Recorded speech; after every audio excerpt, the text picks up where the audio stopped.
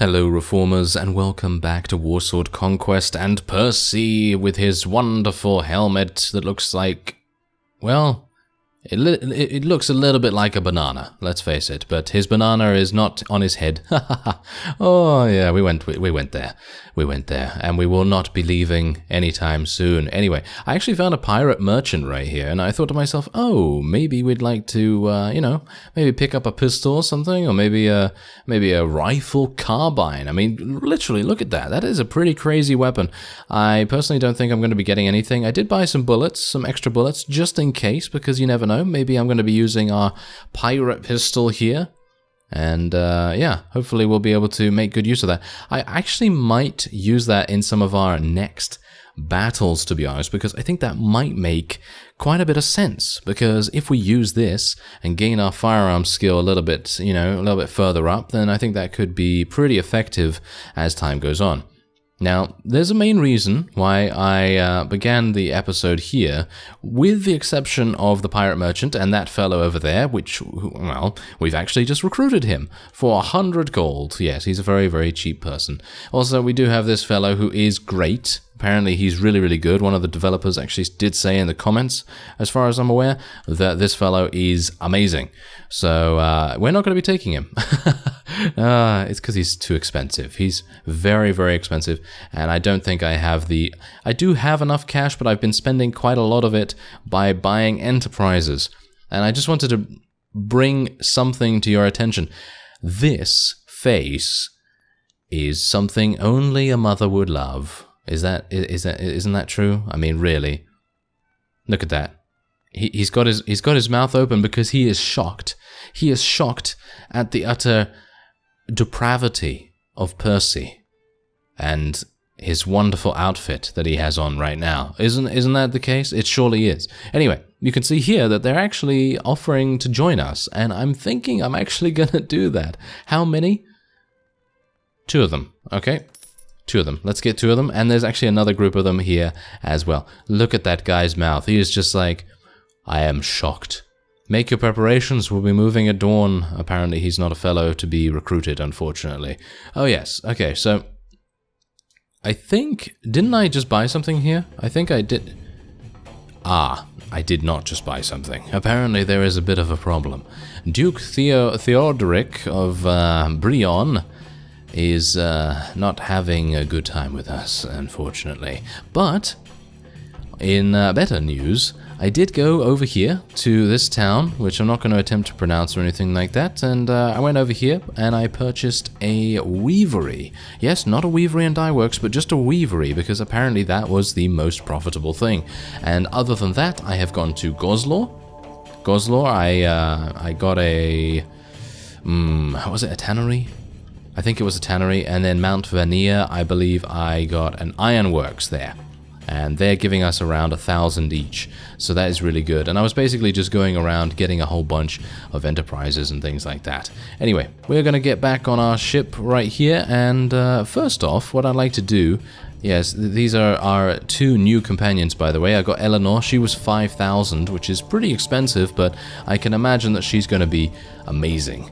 So we're going to put her reasonably at the top here, and we're going to take a look at her skills real quick, and there you go. She's got 200 in firearms. I hope that, yeah, she does come with a pistol. That's great. Otherwise, she has some very solid stats, 59 HP, decent enough combat skills. Obviously, the main thing that we want her to be using here is her gun, of course, and she does have 6 in athletics too, so that's pretty cool. She also has 5 in leadership, so if, and this is a big if, we get to the point in this series where we can create our own faction, then Eleanor is certainly going to be basically the front runner to become a vassal of some kind, because let's face it, having a companion with, 4 or 5 in leadership immediately, that is going to be invaluable, absolutely invaluable. I think she's probably the only companion I have right now that actually has any amount of leadership. Of course, every single companion does come with some pretty decent charisma, and that is, of course, to offset the fact that you're you know, you're not necessarily going to be able to persuade vassals to join you. Anyway, as you can see right here, this is our other new companion who was 100, and you can see exactly why he was 100, because he basically comes with no skills whatsoever, with the exception of a little bit in shield, weapon master, and power draw, and the standard amount of proficiencies and everything. And the main reason why I went into the party screen here is actually because I wanted to take a look at the stats of these ogre man-eaters.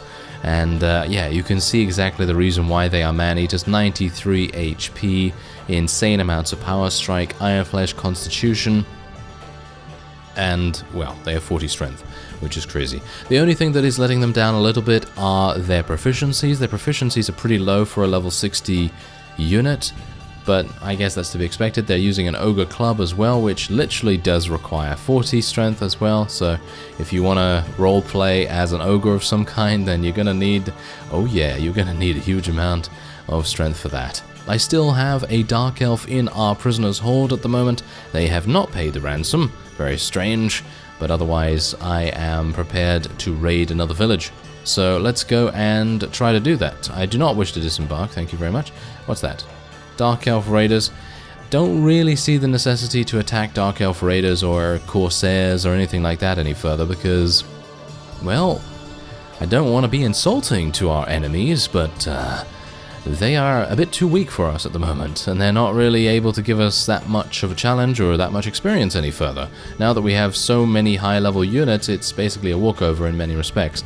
And yes, no offense, enemies, no offense, or full offense, either way. Anyway, let's get, yeah, okay, so Prince Eltharion is actually really, really close to us, and we might want to go with him, because he's gonna have, oh, it seems like Arnhem Fortress was actually taken back. Well, as I said, there's nothing really that I can do about that by myself. I'm gonna need, you know, some people to come in and actually, like, help me out a little bit, because I will never be able to beat, you know, the full Dark Elf might. I mean, really, come on. There's no way I'm going to be able to beat 6 vassals or something like that when they're all together. I can beat maybe 1 or 2 of them if they're like all separated and stuff, but yeah, it's probably not going to happen otherwise. Okay, so that fellow was... wasn't he between these two? Let's have a look. Arnhem Fortress and Arlonda. Okay. Arlonda? Where's that? Ah. Oh, okay. So he's actually down here somewhere, and he's probably traveling to Arnhem Fortress or something along those lines. So let's have a look. Yeah, oh my, that's a lot of them. That is a lot of them. So let's speak to Prince Eltharion. Hello, I am Percy. It is good to be here, and I will be helping you out a little bit, just a little, you know, not too much. We don't want to overexert ourselves, do we, Percy? And he's like, yes. I'm kind of lazy. So he's kind of a lazy high elf. He's got the munchies and so on. But otherwise, I find it very, very weird that they are constantly trying to take Arnhem Fortress all the time. I don't know. It's a bit weird. Anyway, let's see. I need to speak to Prince Eltharion. Where is he? Okay, yeah, no, not that. How about this? No, where is he?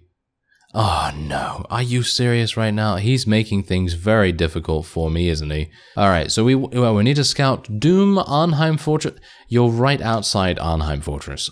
Look at this face. Surely he's a pretty serious fellow. I mean, that face says everything that you need to know about how serious he takes his duties. I mean, really. Go to Arnhem Fortress and report back whatever you find. You're right next to it, you idiot. Ah, well, never mind. I guess it's going to be a pretty easy job for me. Ah, well, as I was making my way over to the village of Doom to go and see Doom Guy. No. Yes. Well, anyway, to go and scout it, that is. We ran across Beastlord Rakarth. Beastlord Rakarth is, well, not a Chosen of Cain, who we have defeated previously, so I don't think we need to worry too much about this, but he has a very similar numbered army to us. There's only 7 difference here, so that is kind of harsh. 17 renown as well is the number that we are going to be rewarded with if we can survive. So let us see if we're able to do it. Gonna tell my infantry to stand a little bit closer. We just want to make sure that they are absolutely dead stopping these cavalry, because that is the main thing we want to do here. Alright, so let's see what we're going to do. Shield of Thorns, we're going to get that cast. There we go. And, whoa, Anton with the first kill. The honor of the first kill. Very nice indeed. Okay, so it seems like our infantry is having a bit of an issue here, so I'm going to just tell everyone just to charge in. There seems to be so many of these guys. That is pretty crazy. Okay, well, actually, he got a kill. Our new companion got a kill. Can you imagine that? That's crazy. Alright, so let's just cast Peace.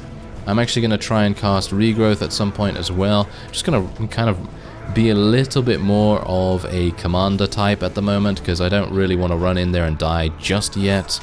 And yeah, I know Percy is an utter combat master. I mean, you've seen his prowess in combat. It's just crazy good, isn't it? I mean, obviously I'm being completely funny there, but yes, the point is, once he's gonna die, he's gonna die at some point. I mean, when we're up against these black guards, for example, they're pretty harsh. They're pretty harsh. They have some really cool looking polearms though. And speaking of polearms, I am actually gonna try and get a new polearm sometime soon. I did level up to 22 there from that kill as well. But yes, as I say, trying to search for a good polearm is certainly on my list of priorities at the moment, with the exception of course, getting as much money as possible, because I think a good polearm is probably going to cost quite a bit. It will probably cost about maybe 4,000, maybe 5,000. I don't think it will go any further than that, unless we find some kind of special polearm from a unique merchant or something like that.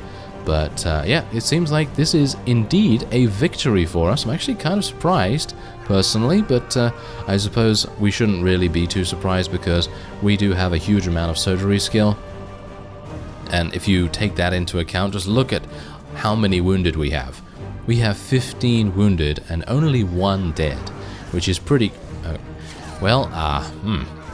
Never mind then. We have 15 wounded and only 2 dead. I was going to say 1, but yes, apparently that Blade Lord decided to have a bit of an issue. Oh well, never mind. Most of these fellows were our companions, which is actually pretty nice. Having only companions is actually a pretty cool thing, because that means they don't ever die, and you don't have to worry about them too much. And when they do get knocked unconscious, you can just revive them again with Regrowth, which is pretty fantastic.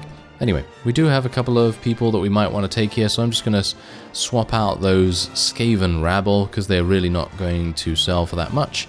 And otherwise, ooh, look at this.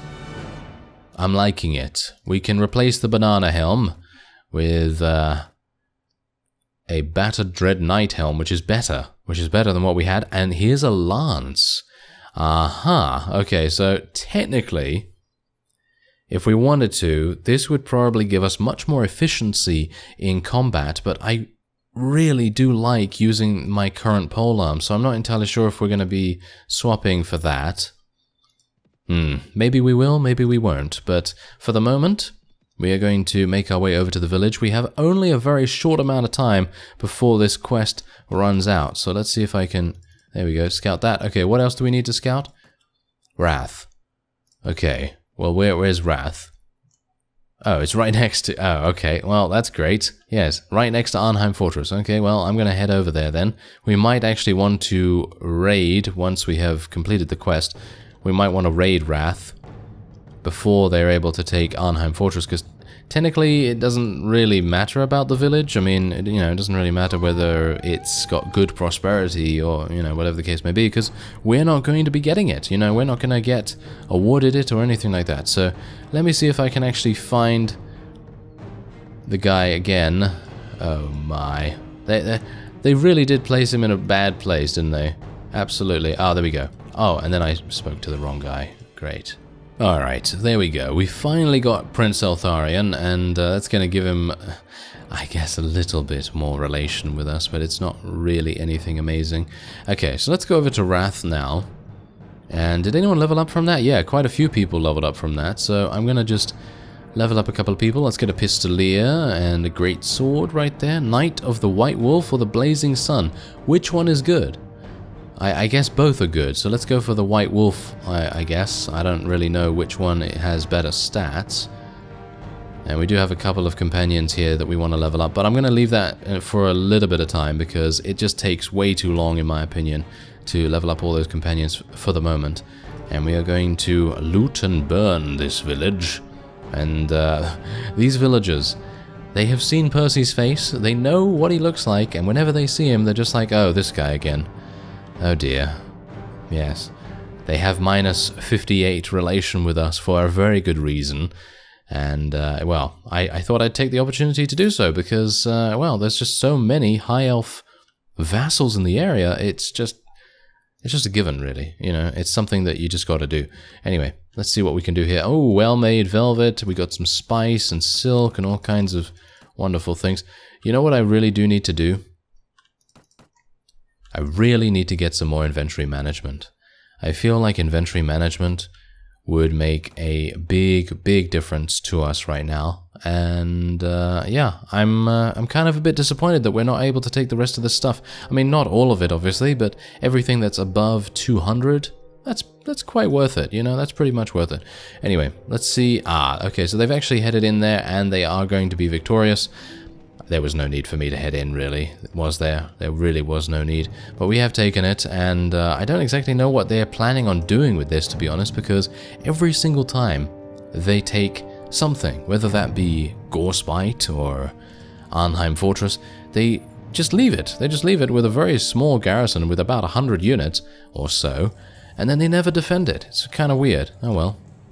Alright, so from the loot from that village that loves us so dearly, yeah, we have gained 11,200 just from that, and I'm going to be going and speaking to the guild master in just a second as well. Surprisingly enough, I decided not to go to the High Elf territory, mainly because I don't want to put an overabundance of certain things there, because a number of you have actually let me know in the comments that obviously that does have an effect on the economy, and I want to try and make sure that, well, suffice it to say that the things that we're making are not too overly abundantly available, so it makes things a little bit more pricey for our enterprises, and in general gives us a little bit more cash as a result. So let's see if I can maybe build something in Great Horn, which is the Beastman town. So let's have a look. 527 for Weavery and Dye Works,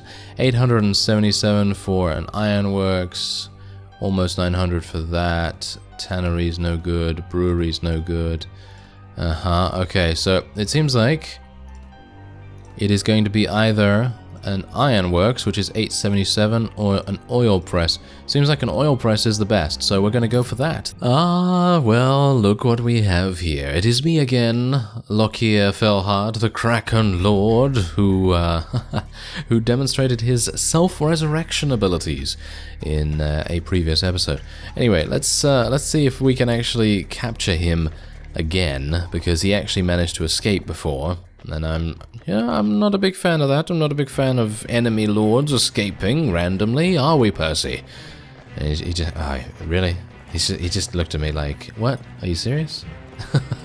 Yes, he certainly did. Anyway, okay, yes, we have a whole bunch of dinosaurs coming in. Anton is actually turning into a pretty fantastic and solid companion. And who would have thought of, a bright sorceress has cast Fulminating Flame Cage. Movement and ranged accuracy has been reduced. Okay, that is not good. That is not good at all. Alright, I'm going to have to get out my magic here, and we're going to try and just cast a little bit of peace. And Shield of Thought. Yes, of course, that's going to fail. Of course it is. Oh well, it's not even a big deal. It's only a little bit of damage returned, so it's not too bad. But otherwise, let's try and deal some damage here. This polearm, in my opinion, is cool. I like it a lot. I like these kinds of polearms, but unfortunately, I don't know. It might just be a little bit too slow. Maybe it's a bit too slow for me. Maybe that's it. Maybe it's a bit too long. Maybe that's it. Who knows? Anyway, if I can just... if I can beat this... Never mind.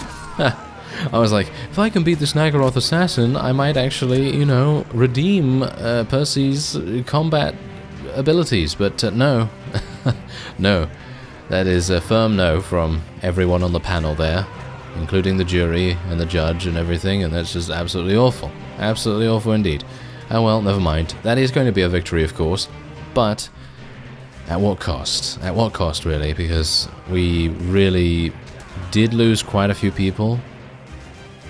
And again, I look up to the top right of the screen and I think to myself, what's a healing potion? What is that? I don't have to press only one button to be able to use it, do I? Yeah, actually I do. Actually, it's super easy to use and I constantly forget for some reason. Don't know why. No idea. I guess it's because I don't usually have that functionality. Oh well, never mind. Okay, we do get to take him prisoner, which is pretty fantastic. And if I'm able to, I would like to be able to, you know, utilize that at some point. So hopefully, if at all possible, it might be nice to get his ransom sometime soon. Now, I'm actually wondering, can I not give Chaos Zealots to those cult masters? Actually, I'm actually wondering whether you can do that. Oh well, never mind. For the moment, that will be the end of this episode. I thank you very much for watching, and I will see you next time.